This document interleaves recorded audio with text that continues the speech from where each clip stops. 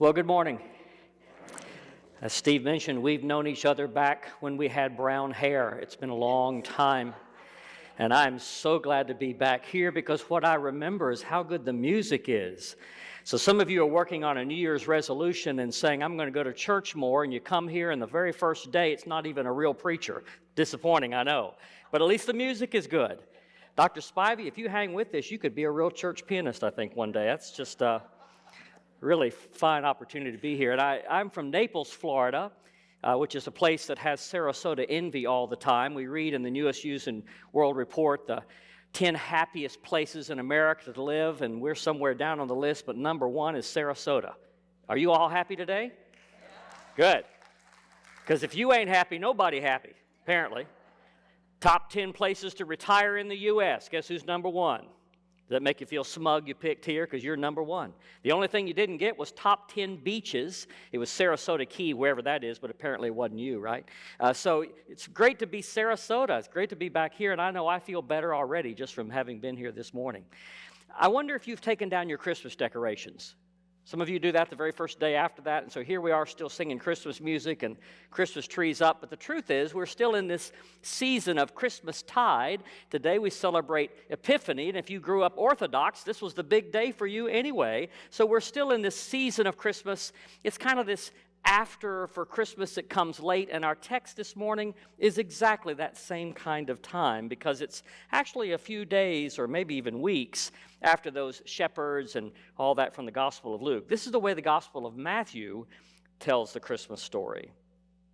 In the time of King Herod, after Jesus was born in Bethlehem of Judea, wise men from the east came to Jerusalem asking, "Where is the child who's been born King of the Jews? For we observed his star at its rising and have come to pay him homage." Now when King Herod heard this, he was frightened, and all Jerusalem with him. And calling together all the chief priests and scribes of the people, he inquired of them where the Messiah was to be born. And they told him, "In Bethlehem of Judea, for so it has been written by the prophet. And you, Bethlehem, in the land of Judah, are by no means least among the rulers of Judah, for from you shall come a ruler who is to shepherd my people Israel." Then Herod secretly called for the wise men and learned from them the exact time when the star had appeared. Then he sent them on to Bethlehem, saying, "Go and search diligently for the child, and when you found him, bring me word so that I may also go and pay him homage." When they had heard the king, they set out, and there ahead of them went the star that they had seen at its rising, until it stopped over the place where the child was. When they saw that the star had stopped, they were overwhelmed with joy. Upon entering the house, they saw the child with Mary his mother, and they knelt down and paid him homage. Then opening their treasure chests, they offered him gifts of gold, frankincense, and myrrh.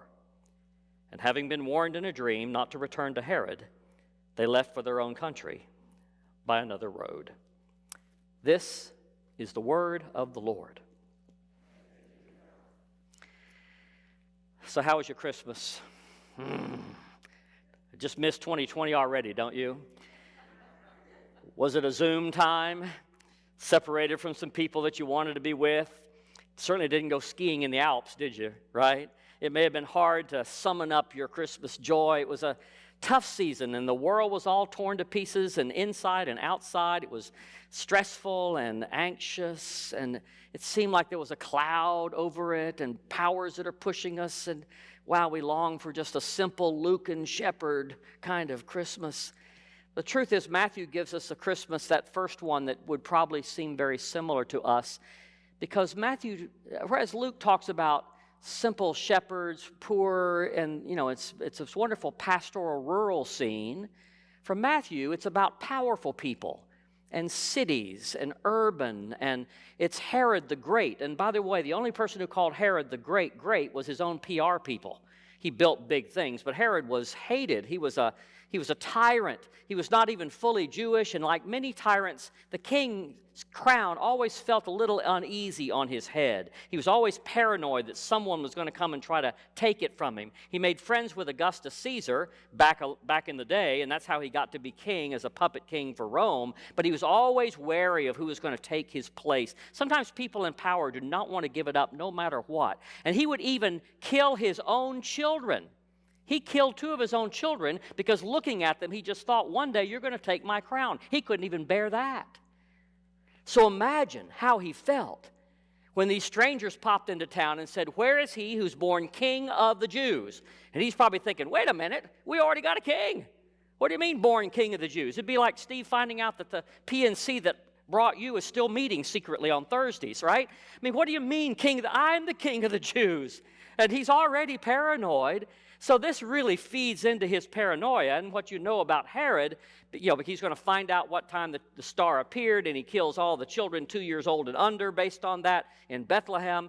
He actually put out an edict right before he died telling his soldiers to kill the firstborn of every person in Judea upon his death, just so there would be weeping in the land during his funeral. Fortunately, when he drew his last breath, they did not carry out that last sinister order. Not Herod the Great, Herod the Horrible. And these magi come. You know the song, "We Three Kings of Orient Are," written by an Episcopal priest, son of a minister, grew up in the church, I guess. And so he writes this wonderful song, "We Three Kings of Orient Are," but with all due respect, he did get that a bit wrong. We don't know that there were 3. There were 3 gifts, gold, frankincense, and myrrh, but there might have been 2 magi or 12 of them. We don't know. There were just 3 gifts. Whether there were 3 of them, we don't know. We don't know for sure that they were men. I have heard, it was actually might have been a female preacher who said this, but I've heard it said that they must have been men because had they had any women in the group, they would have stopped and asked for directions earlier. They wouldn't have been late, and they would have brought gifts that were appropriate for a baby. So maybe they were men. But it doesn't say actually that they were men. They certainly were not kings. It says they were magi. We get our word magician from this. They were astrologers. They were people who were divining what was coming up next. And don't you wish you knew what was coming up next? I saw a thing the other day that said the most useless gift a year ago as we began 2020 was a 2020 planner, right? Because who knew what was coming up? You had to throw everything out that you thought you were going to do. But we pay attention to the weather person because we'd like to have some idea if it's going to rain. A 5-day forecast is 5% accurate, but we listen to them anyway. Or we're trying to figure out who's going to prognosticate the market, right? We just are always looking for someone who can figure out which way that's going. My grandmother was really great at picking and predicting the gender of children. She'd look at all the different, and she was about 50% correct. She was uncanny accurate, but she loved to kind of predict things like that. We love to know who can think into the future. That's what the Magi, that's what they did for a living. They were the people who tried to figure it out by watching the stars or anything else, astrologers. They were trying to figure out what's coming next. It was a good gig if you could get it, and they were probably pretty wealthy. They did not come from the Orient, despite the song. They came from somewhere east of Jerusalem, but it was probably Persia, Iran, Iraq in modern maps. So it's not "We Three Kings of Orient Are." It would be "We uncertain number of people or gender from somewhere east of Jerusalem are," but that's not a good sounding carol, and so that's why he changed it to "We Three Kings." But we don't know for sure, except these magi were foreigners. They were Gentiles. Now, they were wealthy, but they were following a star. Now, maybe you saw the conjunction on this last winter solstice 2 weeks ago of Jupiter and Saturn. That happens about every 800 years. There was a lot of interest and fascination about that. And maybe one of those happened about this time. Maybe it was a comet. I don't know. None of those are totally satisfactory because this star moved and stopped and moved again. And so, I don't know. I think trying to find astronomy as a way to figure this out may be a bit of a dead end. But the point is God hid the message in plain sight, like diamonds in the middle of the costume jewelry. Everybody could have seen it, but nobody seemed to see it.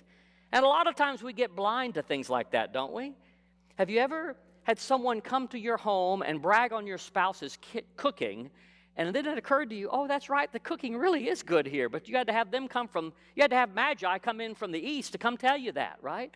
Or they had to brag on your city or on your grandchildren or on your church, and they say, oh yeah, this is a good place. Sometimes you try to sell your home. You get it all spruced up. You get a professional realtor. And by the time they brag on your home and you show it a few times, you're thinking, I want to buy this thing back, right? So sometimes we are blind to the thing right in front of us, but the good thing about the Magi, they don't have any Bible or any of that, but they were at least looking up, and when they saw something, they not only saw it, they reacted to it. They did something. Many times we miss the burning bush in front of us, but even if we see it, sometimes we still walk on by. This nudge in the middle of your spirit that says, do this. Offer this kindness. Be gentle. Say, I'm sorry. Swallow your pride. You don't have to be right every time. Offer that gift. How many times have we just said, nah, I don't think so? The Magi, whatever else you can say about them, they said, let's go see what this is about. And so they went. Of course, they went off to Herod thinking a king would be born there. They end up at this house. See, but there's no longer a neighborhood stable. Now Mary and Joseph are in a stable neighborhood. They go to a house sometime later, and they see this Christ child. And there's no camels or no little drummer boy, none of that kind of thing. But these Magi, when they see this child, it didn't have a halo on him. He was just this ordinary child, but it felt like the end of the journey for them, the whole point. And they were overcome with joy. And from their joy, worship. And from their worship, generosity. They opened their treasures, and they were gifts for royalty. Gold, which is what everybody clings for when the market starts to fall apart, right? Gold. And frankincense, this fragrant aroma, spice, mystical. Myrrh, also a fragrant spice, but often used in burials, which is an odd gift, again, for a baby. It's kind of like giving them a vial of formaldehyde. It seems uncertain to have that in the nursery, right? The smell of it reminded you of death. But these were valuable gifts. Later, as you'll remember, the same God who warns these wise people to go back another way warns Joseph to say, you better flee to Herod, because this Pharaoh Herod is about to kill the children. And you wonder, how do they survive? This poor couple picking up in the middle of nowhere as exiles going down to Egypt. Well, at least they had some gold and frankincense and myrrh that they could trade in the open market. That may be how they survived. So sometimes the perfect gift may not look perfect when you first see it. I mean, what's the perfect gift? The perfect gift is the one that when you give it, the person says, oh, it's just what I needed. And then they say, it's just like you to give it. And that's what God has done for us at Christmas. Because it's just what we needed. And it's just like God to give it. And what I love about these Magi is how generous. Because here's the sign that you've been hanging around a Christ child. You begin to be generous like the God who started it being generous. I worked with a church in Destin, Florida, and like we were doing here, they were building a building similar to what we built here at Church of the Palms. And I'll never forget this story. There was a guy who was telling me this story about generosity. He said that I'm the donut guy in our men's Bible study. Apparently men cannot study the Bible unless they're donuts. And so he's the one who gets the donuts in order to lure the men to come into Bible study. And so he picked up the donuts. There was this little independent donut shop that he always picked it up. But one day he went to the donut shop, and there was this young teenager. Obviously English wasn't her primary language, and she got the donut order wrong, and he just berated her. I mean, just kind of got all over it. What's wrong with you people, and why can't you learn English, and why can't you get a dozen donuts? You know, he really let her have it because she messed up the donut order. I mean, that's a felony, really, in this country, right? And so he picked up the donuts, and he was still fuming with brimstone and fire, and he got to the Bible study, and they were studying about the Magi and about this, he got this image of this poor young couple away from home with a little baby, and he remembered then that the young girl he'd berated had a child in a kind of cradled, maybe nursing or just held with her because she's a new mom, and she has to have this while she works, and And he started thinking about that story and started seeing a Holy Family in that little donut booth, and he started really feeling the Bible pound on him good. And he confessed to the men what he had done. He said, guys, I've really messed up. Next Sunday before our Bible study, I'm going to go by, and my guess is they didn't have a baby shower.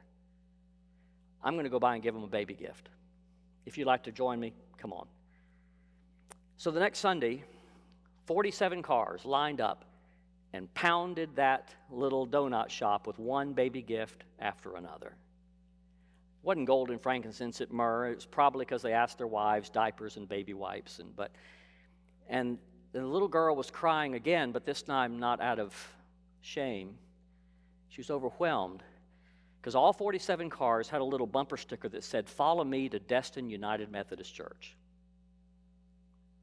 And you know what?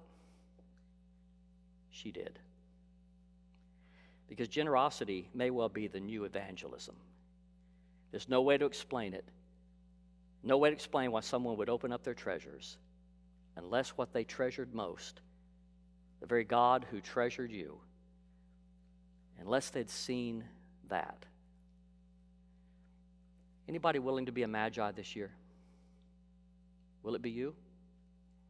Will it be you?